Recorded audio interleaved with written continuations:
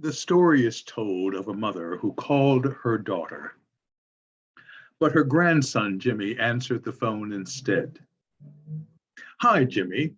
This is Grandma," she said. "Is your mother home?" "Yes," he whispered, "but she's busy right now." "Well, that's okay," she answered. "Can I speak to your dad instead?" "He's pretty busy too, Grandma." Hearing noise in the background, she asked, "Who else is there, Jimmy?" He paused and then whispered, "The police." Now worried and upset, she asked, "Jimmy, what's going on?" Pausing again, he whispered, "They're looking for me, Grandma. I guess they think I'm lost." In our worship and communal life together, we need to acknowledge that many people, for various reasons, are hiding from the church like Jimmy hid from his parents.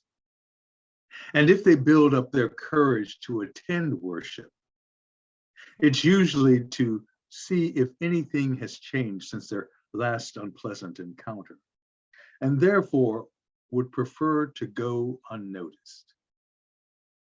These are individuals who consider themselves spiritual, but not religious, meaning turned off by any organized practice of religion, and if they worship at all, would prefer to do so in their own way and time.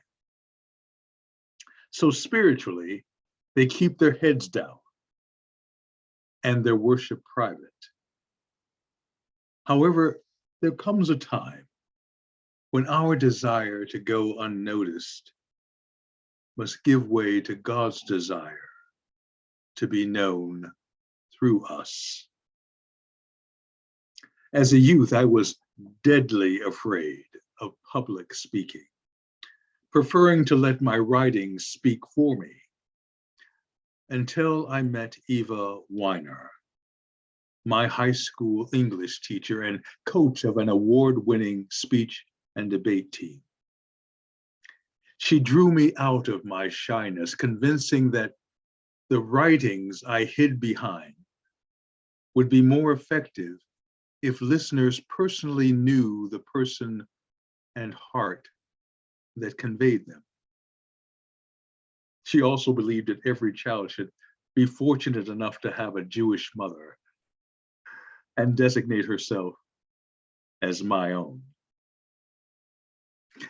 She was in many ways like a second mother to me, in whom I confided on nearly everything.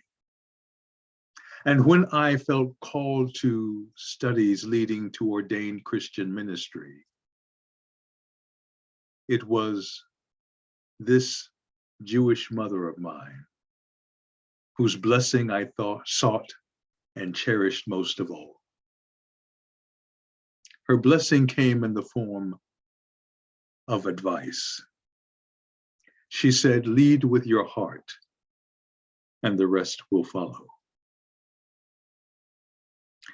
There comes a time when our desire to keep our heads down and go unnoticed must give way to God's desire to be heard and known through us.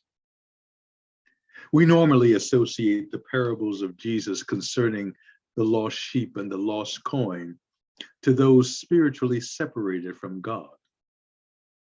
But they might as easily apply to those of us who hide from our divine potential, as I hid behind my shyness. God searches for us as well, that we might know our full identity and capacity as offspring of our Creator. And so that we might also realize that whatever work we do conscious of our divine lineage, will always be divinely noticed and celebrated as sacred. On this Sunday, when we remember the tragic events surrounding September 11, 2001, I'm also reminded of the philosophical question: if a tree falls in the forest and no one is around to hear it, does it make a sound? The scientific response would be that sound is vibration transmitted to our senses through the ear and recognized as sound only through our nerve centers. The falling of a tree or any other disturbance will produce vibrations in the air. But if there is no ear to hear it, there is no sound. However, scientists would also say that though the tree may not emit a sound wave, it nonetheless emits a pressure wave within its natural environment that responds to and is affected by its falling. Add to this the theological response that considers the dimension of spiritual reality, and this philosophical question then assumes sacred proportions. I pose this question reminded of the most poignant September 11th photo of a man falling to his death from the Twin Towers, whose identity, along with countless other victims, remains unconfirmed. The photo conveys no sound, yet incites the sounds of sadness, rage, and loss from all who see it. Still, those who heard, witnessed, and experienced the heartfelt loss and heroism from the spiritual dimension will faithfully to confirm that no life that fell in or survived that moment was left unheard, unnoticed, or unmoved by a compassionate God.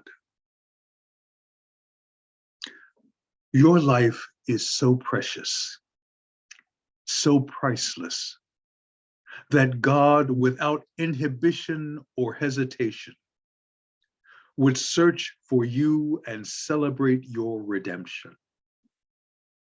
But God's search is less an outward venture than it is a journey that begins with you, within your soul, seeking your true and sacred self, where God may live within and through you. We may try hiding from each other and from the church, but there is no hiding from God.